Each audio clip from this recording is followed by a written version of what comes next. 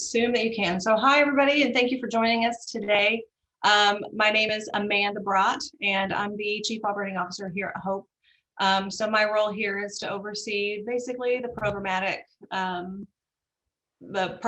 things happening in our school and in our residential programs, and oversee all of the clinical decisions that are made here to better the lives of our educational and residential students.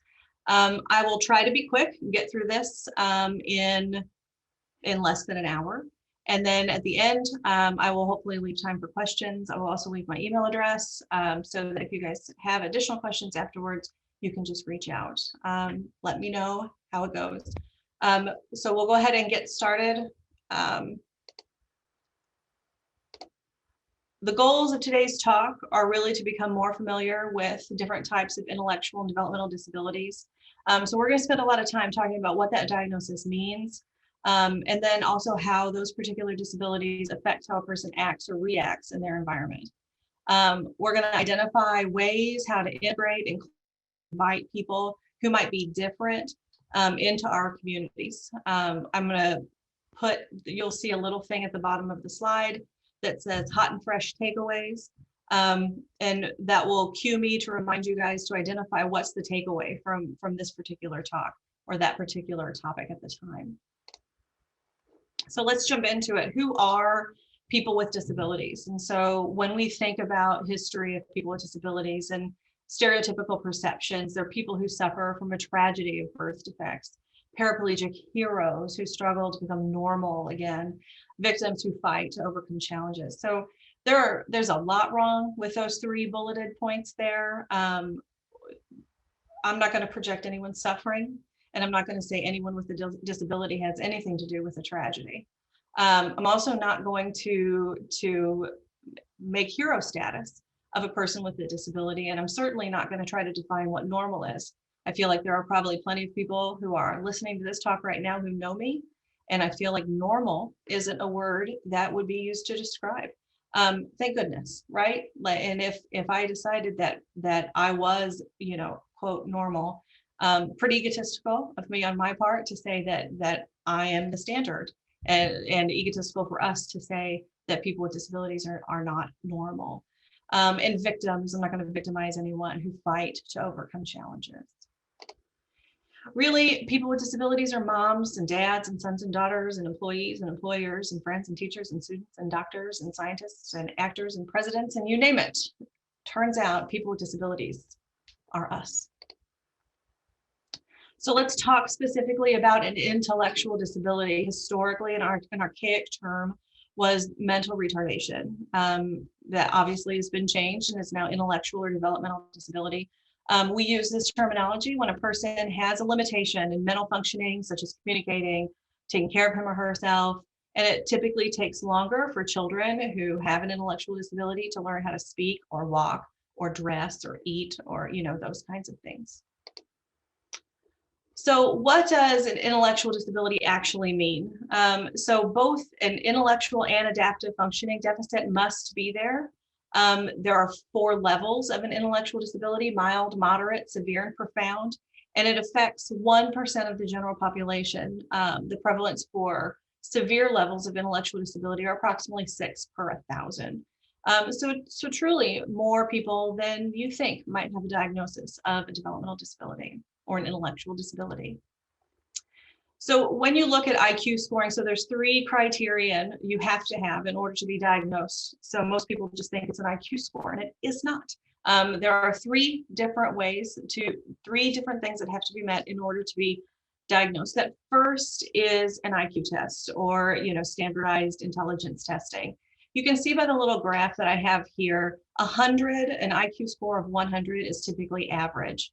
A person who has an IQ score that's between, it's a plus or minus 70, plus or minus 5 at 70. So 65 to 75, but those other 2 criteria have to land in here, is where you're going to have a diagnosis of an intellectual disability. And so you can see down on the wings of this bell curve, the 2% and 0.1% are down there at 70 or less. And then you can see on the other side of the bell curve, those are what we would call gifted individuals or higher IQ scores. Criterion 2 is that those deficits in your adaptive functioning skills have to result in a failure to meet standards for personal independence. So basically, it means that you have to not only have a lower IQ score between 65 and 75, but you also are unable to live independently without any type of ongoing support.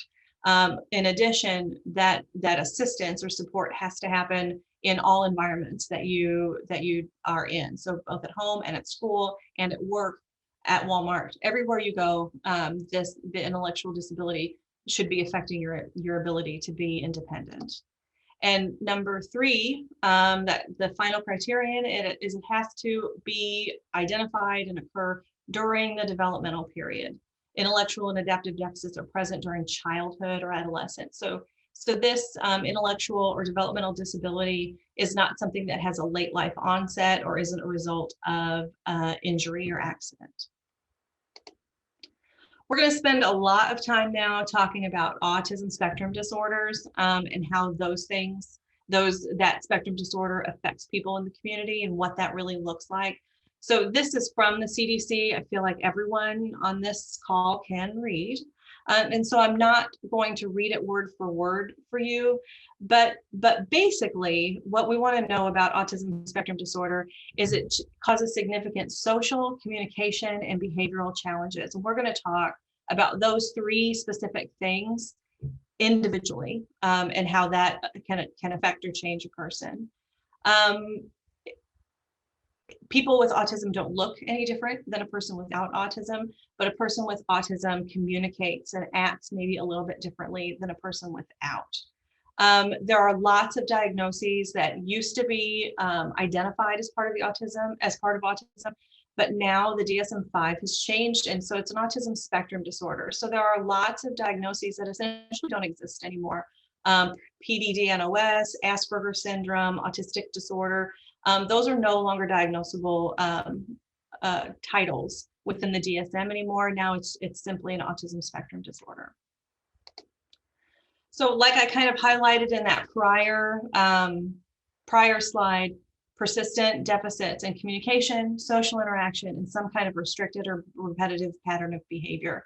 And again, we're going to talk about all 3 of these things separately and individually. There are 3 levels for autism spectrum disorders. Level 1 is requiring some support.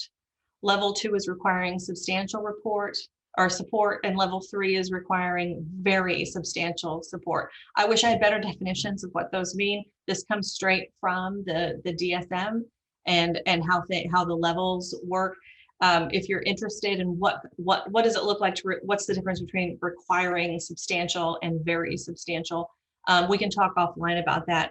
I will say that the kids who live with us in our residential program at Hope are at least a 2, if not completely at a level 3. So that kind of gives you an idea of the population served. So let's talk about that incidence of autism. Let's talk about in the 80s how it was 1 in 2,500. In 2006, the CDC changed it to 1 in 166. In 2007, 1 in 130. In 2010, 1 in 110. In 2014, 1 in 68. In 2018, 1 in 59. And today, the CDC reports an estimate of 1 in 54 individuals are on the autism spectrum. Kind of up and to the right on this slide, it shows that for every 4 boys, 1 girl is diagnosed with autism. So it's a predominantly male affecting disorder and affecting more and more people all the time. So the natural question that we'll have is why? Why do we have this increase? So according, again, to the DSM, it's unclear whether higher rates reflect an increased awareness, differences in study methodology, or if there's a true increase in the frequency of diagnosis. So are we just better at catching it? Do we have better categories to catch someone with autism? Do our daycare teachers and do our pediatricians and our elementary school teachers have a better idea of what autism looks like? And so they're communicating with parents earlier and more often, rather than just having a child that acts a little bit differently in the classroom. Are they drawing attention to that and bringing it to the forefront and getting that child a diagnosis? it's unclear. I tend to think that we're just better at catching it now, that we're not seeing an actual increase in incidence, we're just seeing an increase in diagnosis. But I don't know that for sure. So again, continuing on with sort of the diagnosis and how that diagnosis is ascertained, all of the symptoms, all of those three things have to be present in the early developmental period of a child, but maybe some of those will manifest later based on the age of the kid. The symptoms have to be clinically significant and they're not better explained by some other diagnosis. As we move through now, we're going to start talking about these things individually. We're going to start with social and communication differences with people with autism. I want to make a statement. None of the things that I'm going to say moving forward will reflect every person with autism.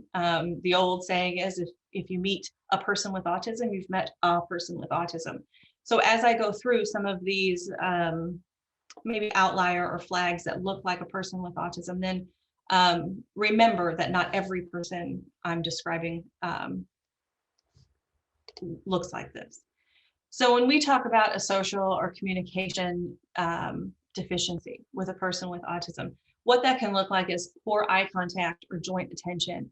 Joint attention is grabbing the attention of another person and sharing that moment with them. So years ago, I had a friend who had two sons, and one child had autism and one did not, and they lived near an airport. She suspected her youngest had autism, but didn't have any clear criteria. He's pretty higher functioning kiddo. But they were outside, playing outside, and a military plane went over their backyard very low. And they were used to planes because they lived near an airport, but it was a military plane, and she said it felt like it was right on top of them. Her oldest looked at the plane and then looked at her, and then looked at the plane and then looked at her like, are you seeing what I'm seeing? Her youngest looked at the plane. And so what her oldest without autism was doing was garnering that joint attention, sharing an experience with a person. Her youngest did not engage in that joint attention. And so that's was one of the indicators for her to maybe seek additional information. A failure to develop appropriate relationships with people, rigid, inflexible conversations or special interests in things. You might often find a person with autism is really interested in a particular topic. Like we had a young man who lived here years ago who was very interested in any sort of lawn equipment, lawn mowers or tractors or snow blowers or things like that. And every conversation you'd have with him, you might start it talking about something else, but he would immediately change it so that it would be about a lawnmower. And a lack of social reciprocity. So not taking turns in a conversation, or really just talking at you rather than having a conversation with someone, just sort of dumping information on their conversation partner, not really having a back and forth. That social communication can also look like a lack of emotional reciprocity. So what that means is they're not able to really take that perspective of another person and feel the feelings that they're feeling. Does that make sense? So they have unusual ways of offering comfort, or may not offer comfort at all. If a person without autism will often see a person who's crying or sad and want to offer, like, is everything okay? Do you need a minute? Or can I help with anything? A person with autism is less likely to do that. They have difficulty inferring the mental states of other people. And they can also have a lot of difficulty extracting information from a person who's not using a lot, or who's using a lot of facial expressions, or even using turns of phrase that aren't real. And we'll talk about that a little bit more in a second. But what's the hot and fresh takeaway of this when we're trying to include a person with autism in our conversations is to ask them questions and and get them to engage in a back and forth of something that they might be interested in. The other thing is to make sure that you're saying the things that you actually are meaning to say. And you're not saying things like, it's raining cats and dogs outside, because a person with autism might take that very literally. Or if you're being sarcastic and you smile really big and say, I hate all of this. Like, what you really mean is that maybe you like it, but you just want to say that you hate it. But a person with autism will hear that you hate it, and it will end. And so making sure that you're being very clear with your communication, you're not being sarcastic, you're not trying to be funny, and that your facial expressions match actually what you're saying. because a person with autism is less likely to read your face. So some of that more social and communication piece is that a lack of or delayed onset of spoken language. Kids with autism often have a delayed onset of language. It doesn't mean they're not going to speak. It just means that maybe they need a little bit more attention and instruction in learning how. Stereotypic or repetitive use of language. So repeating the same word over and over is oftentimes seen in kids with autism. Tendency for concrete and literal interpretations of language. So an example of this is that Bobby, for Christmas, all he wanted for Christmas was rollerblades. It's all he wanted for Christmas. And he told his parents and his siblings, and he told the Santa at the mall, and he told his aunts and uncles and grandparents and cousins and everybody that all he wanted was rollerblades for Christmas. He drew pictures of rollerblades. He wrote letters. He had his house just decorated with magazine cutouts of rollerblades. Christmas morning, he runs down the stairs and there's a box under the tree with his name on it, and he opens it up and it's a basketball. And he looks at his parents and he says, "I love it." Now, did he love the ball? No. But if you ask a person with autism, did he love the ball? He did, because he said he did. So this is what I mean by saying, say the thing that you mean and not expect people to pick up on what you're saying. Another piece is that atypical inflection or atypical prosody. And so what this means is a person with autism is less likely to pick up inflection of a sentence when it can mean multiple things. So here's an example. Using the sentence, "He didn't clean his room." If I put emphasis on a different word of this sentence each time, the whole sentence changes. So if I say, "He didn't clean his room," that typically means someone else did. Or "He didn't clean his room." It sounded just like my daughter. "He didn't clean his room." Then he should have, but he didn't. Or "He didn't clean his room" might mean that he actually messed up his room. Or "He didn't clean his room," maybe he cleaned up something else. So the takeaway, that hot and fresh takeaway from this, is that say what you mean, and make sure that you're not trying to use inflection to get your point across. So when we talk about social and communication pieces, what else can that look like? That can look like abnormal or unimaginative play. And so typically when you sneak up on a 3-year-old to 5-year-old playing on their own, most of the time those kids are engaging in imaginative play. Like they're talking with their toys and they're saying, "You're going to do this and you're going to do this, and mommy said," and all of those things are happening with their dolls or their cars or that kind of thing. A person with autism is less likely to engage in that imaginative play. Some of the kids that we see often don't play with toys the way toys are meant to be played with. And so you'll see a kiddo flip a toy car over and spin its wheels, or get that metal reflection in the light. I've seen a lot of helicopter Barbies in my day, where you grab the hair of the Barbie and spin it in a circle like a helicopter propeller. That's not the way Barbie was meant to be played with, but it might be how a person with autism plays with a toy. You will also see kids with autism often engaging in solitary play. So not wanting necessarily to share toys or to even engage with the person next to them. I know a lot of you probably attended Craig's talk a couple of days ago. And one of the things that maybe he might have talked about is encouraging kids to play next to each other, so that they're parallel playing rather than, just engaging in social play and then encouraging more of that intermix. Finally, failure to imitate patterns or observed behavior. So one of the things that is very integral when we're talking about people with autism is that imitation doesn't just come naturally. So when we talk about imitation, most everything that you have learned in your life, you've learned through imitation. And for those of us who seem to just be getting older every year, I can say me for sure, I'm turning into my mom. Like some of the things that I say or some of the mannerisms that I catch myself doing, it's like I've picked these up from my mother. Love it or not, I think a lot of us do that. But when you're talking about imitation and kids with autism not imitating, that's a huge deficit, because you learn to walk by watching others walk.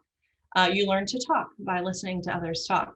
You learned to use a toll booth because you watched the person in front of you use the toll booth for the first time, or you rode with a parent or someone else who used a toll booth and you watched how it was done. Then when you went through, you knew how. Think about going to a restaurant. When you go to a brand new restaurant that just opened, do you know if you're supposed to order at the counter or sit down?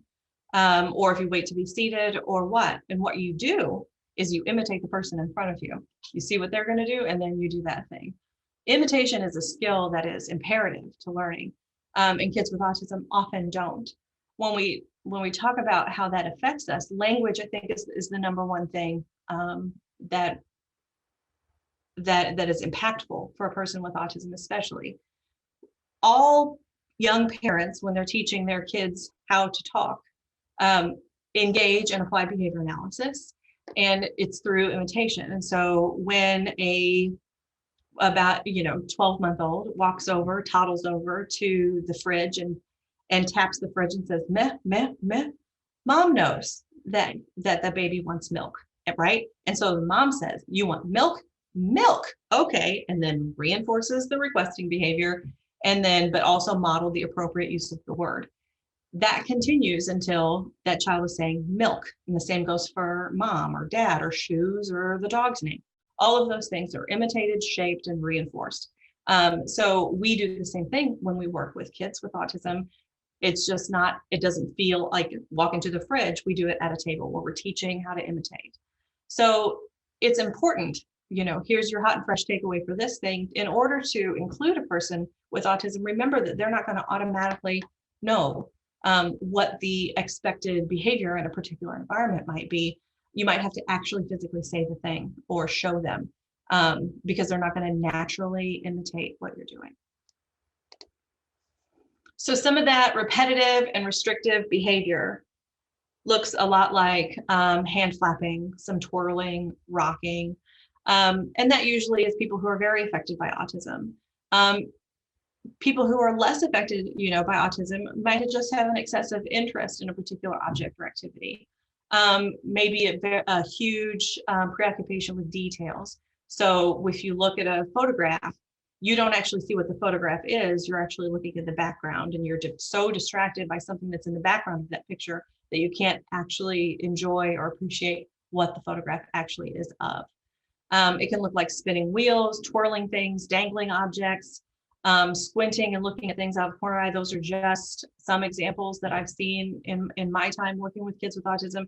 Just really a repetitive, that repetitive or restrictive behavior. And so that can also look like being very stuck to rules and routines and not being very flexible when it comes to changes in those routines. And so this need for sameness.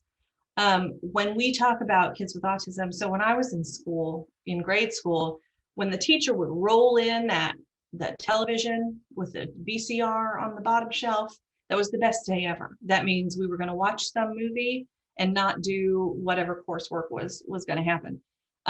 For a person with autism, that can be awful because that's not what the plan was, and I'm very unprepared for this change. And so when we think about things like special events or substitute teachers or staff turnover or vacations or even a new babysitter, those are things that can really interrupt a routine. And really, if a child has this history of engaging in inappropriate behavior, can really maybe trigger some of those. And so the takeaway is we want to prepare our kids for these kinds of things. I know Craig talked a lot about communicating, not only having our kiddo communicating with us, but us communicating with them. And so making sure that we are showing pictures if that's their best way to understand, or handing them a calendar page that says, here's how the day is going to go, or however best we communicate with that child. It's a social story. We want to make sure that we are very clear in communicating what's going to happen and what's going to be expected, and any changes that are going to occur in their environment soon, and make sure that they understand that and are themselves prepared. So looking more at some of this repetitive and restrictive behavior, you might find individuals with sensory differences. And so kiddos or adults may be hyper or hyposensitive to their senses, to sight, smell, taste, touch, hearing, and vestibular. the way that I remember this is hyposensitivity, you want more of something, and hyper with an E, you want less of something with an E.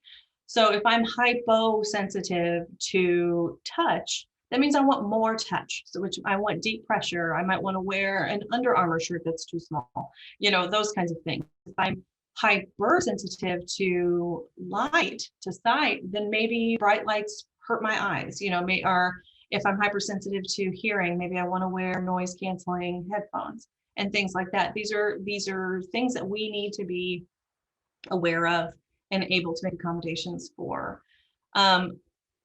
Our kids might be sensory seeking or sensory defensive. They might resist hands-on or exploratory activities. And so you may think that you've got a really fun day plan to make mud pies outside, and maybe a child with autism would be like, thanks, but no.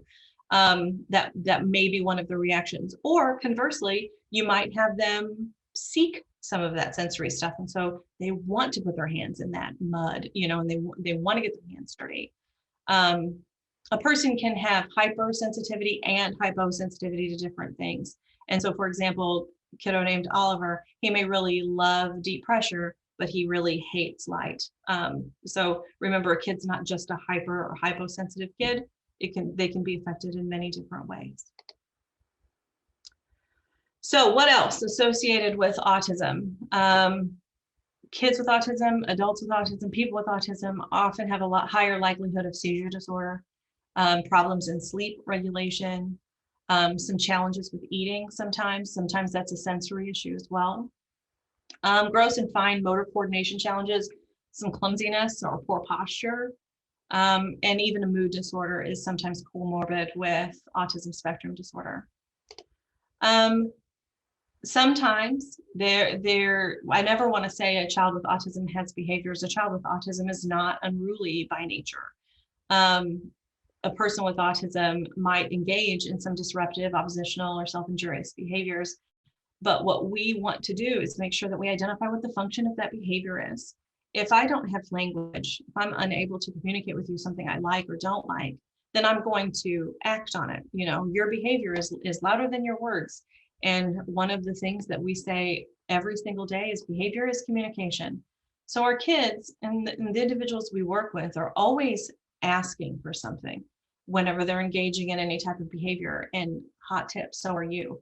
Anytime that any person engages in a behavior, they're communicating that they want to get something or they want to get out of something or something feels good. That's it. That's the why. That's why any of us do anything that we do.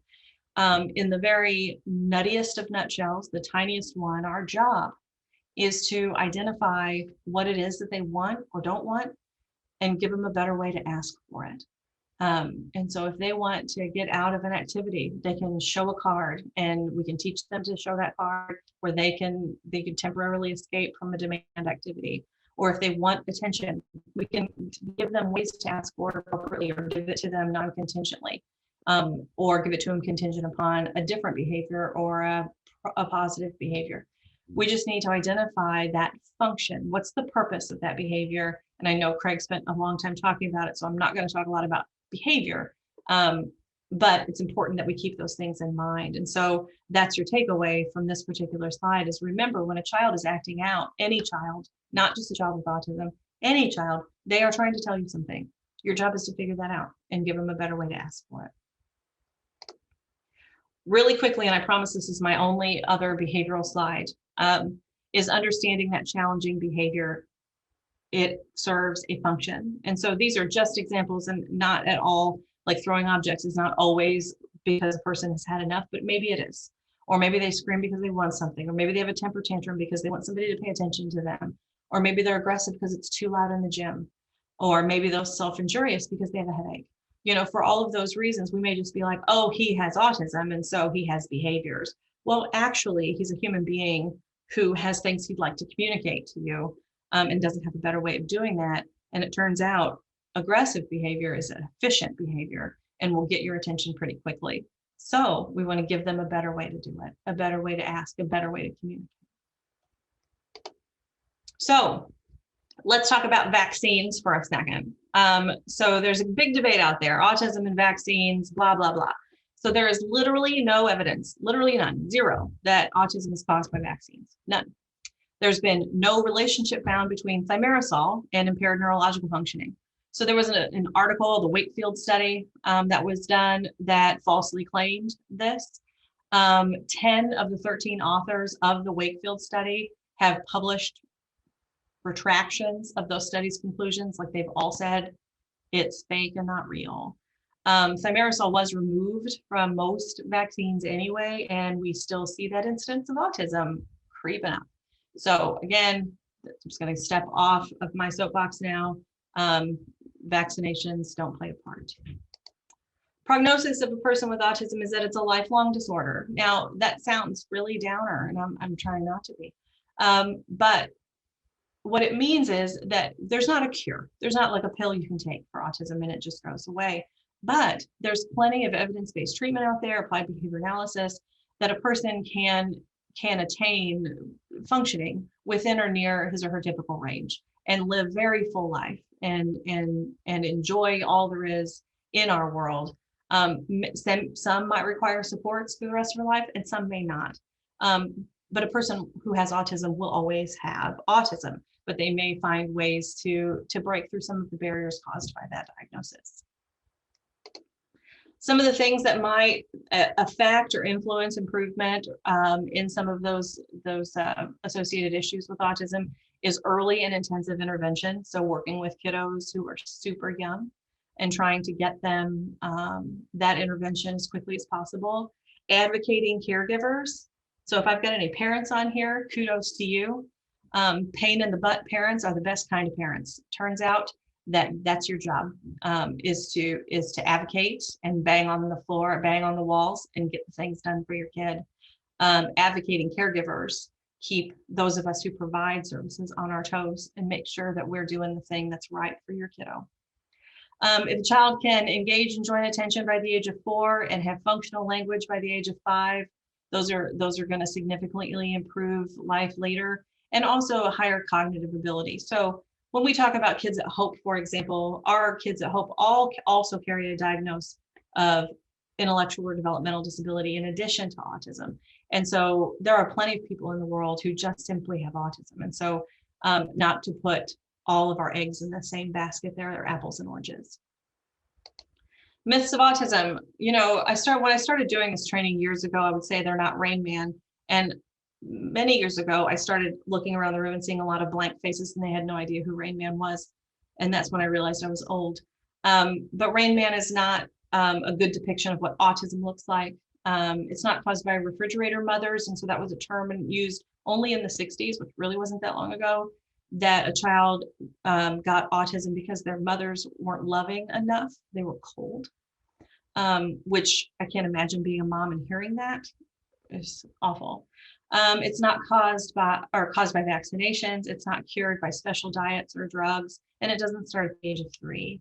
I mentioned that special diets or drugs. Now, if a child has some gut issues and needs to be on a special diet for, gluten allergies or something similar, you might see a change of behavior that's pretty drastic if you do put that child on a special diet, because they feel better. But if they have autism, the autism's not going to be cured by a special diet, but you might be able to treat some illness underlying, and that in itself will see some change in behavior.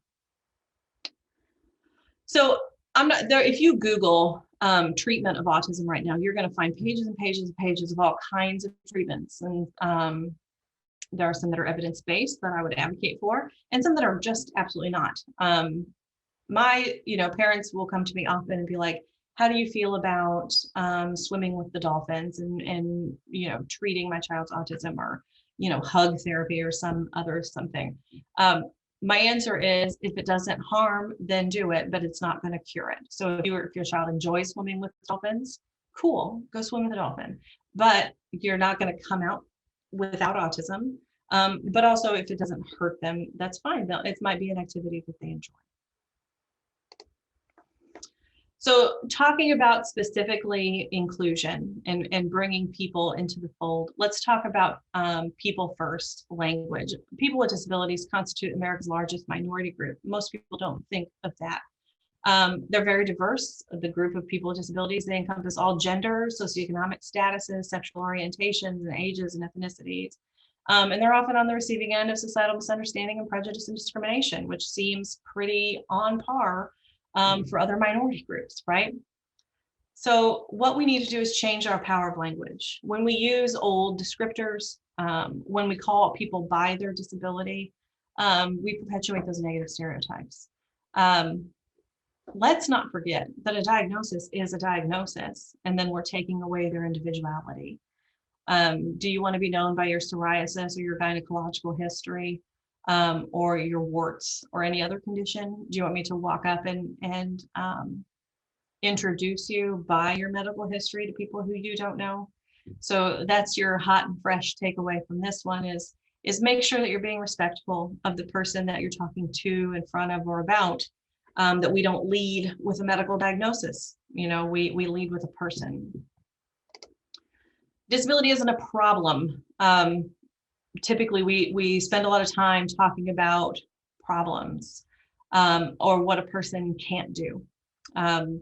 That seems to be a pretty important word that we use around people with disabilities, what the problem is. We, however, don't spend a lot of time talking about our problems. We don't say, I have a seeing problem, but we might say, I wear contacts. You know, we don't talk about what we can't do, but maybe how we do things to get around it. So your takeaway there is to make sure that we're not talking about all the things our kids can't do, especially right in front of them. We often also talk about something wrong. What was wrong. We knew there was something wrong when, I've heard that a lot of times from parents who mean well, they just want to give me some history.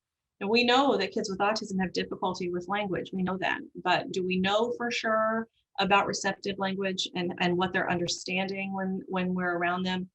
And if we're talking about what's wrong with them all the time, right in front of them, do you feel like that is, you know, a good way to do things? So, you know, think about in your mind what you're most self-conscious about, you know, whether it's something physical or not about you and the people around you. Anytime that you were around, that's all they ever talked about.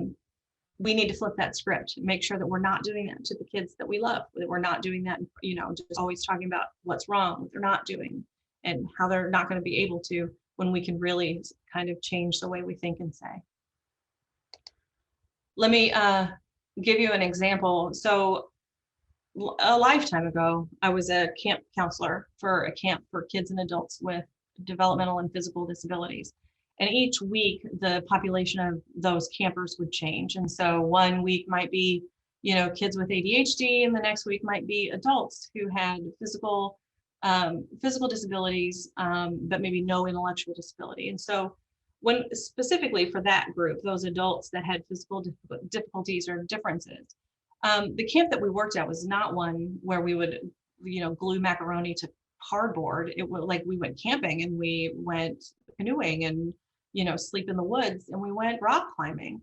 The equipment was made to meet the needs of the campers. And so it was adapted so that the individuals that I supported at that camp were very able to climb that mountain or to climb the face of that rock. I, however, had a very, very, very difficult time climbing using their equipment. In that environment, who had the disability? It wasn't them. You know, it was me, really.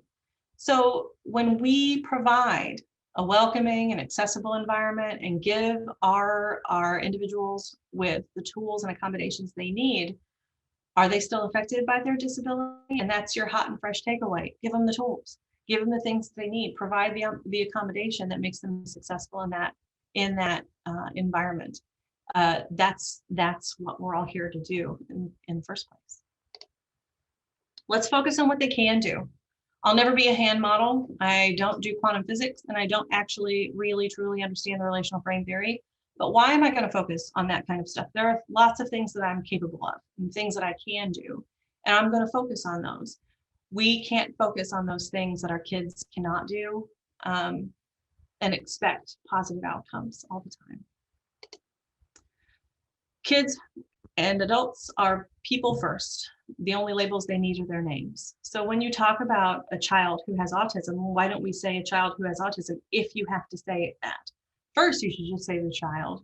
If it's a need to know and you need to convey that information, put the kid first.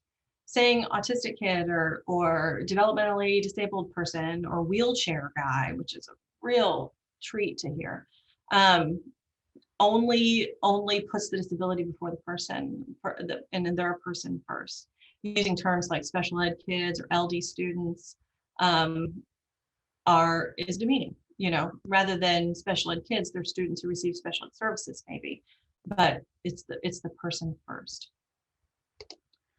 So do you describe people by their medical diagnosis? Do you walk around and talk about your medical diagnosis? That information should only be conveyed by people who really, really need to know. And it's not anybody's business otherwise. So here's some quick tip, really, when you're working with a person with a disability, talk to that person. Address the person you're talking to. Don't talk to the staff, the aide, the interpreter, make eye contact, be respectful. So just a really quick anecdote. I know I'm gonna run out of time here because I wanna leave some time for questions if there are any. Is we used to have a young lady who lived with us, and she did not have a lot of language, just a couple of words. She was a grumpy person just by nature, just a grumpy person, but she loved to dress in lace and Mary Jane shoes, lacy dresses and those fold over socks with the lace around the edge, just beautiful. And every morning she would walk into the school building and an education staff person would say to the residential staff person, man, she's beautiful. Whoa, she looks cute today. And it's like, tell her how cute she looks. Tell her how beautiful she is. We as humans thrive on that communication, that attention, and especially compliments. Like, it's so important to hear those things. I know that I'm not the only one, that if I hear somebody tell me that I look good in a particular top or dress, that top or dress gets in my rotation far more often because I was reinforced for wearing it. When we are focusing on the good things with our kiddos and telling them how good they look or telling them how well they did a thing, that's how we need to be communicating with our kids and adults and each other, actually. So I'm going to break away from some science stuff real quick and tell you this is not science. This is Amanda Brott talking.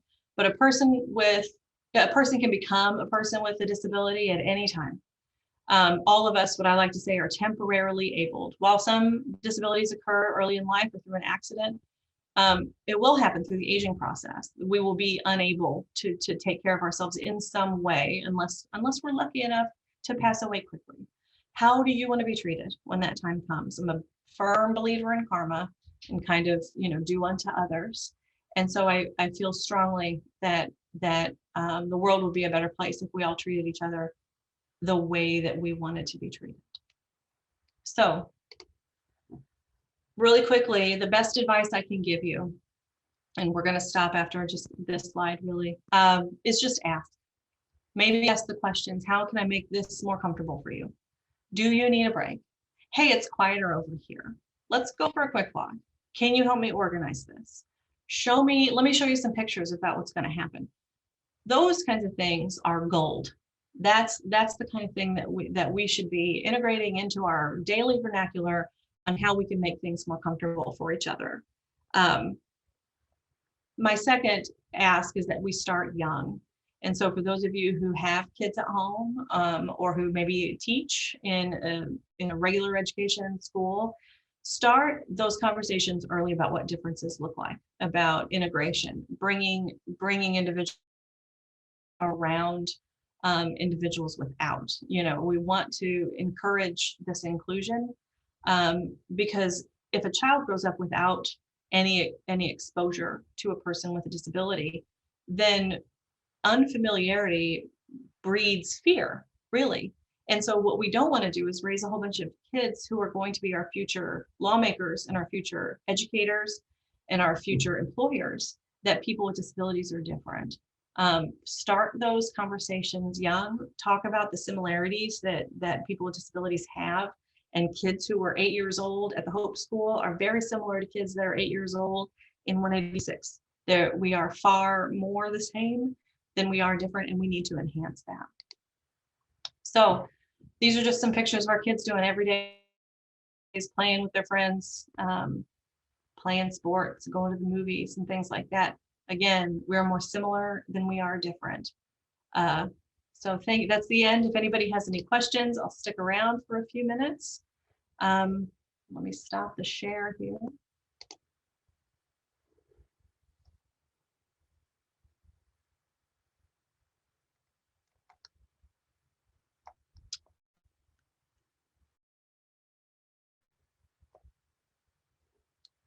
Let's see. So so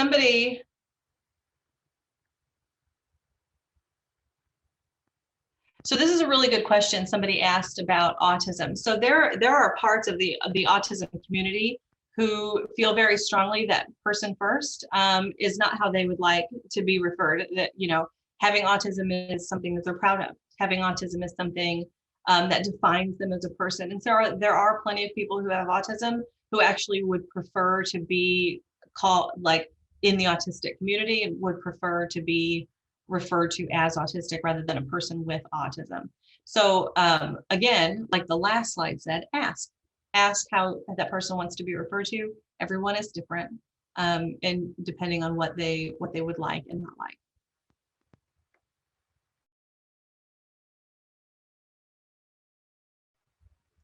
Anything else? We've got about minutes of time. I can't believe I talked that quickly.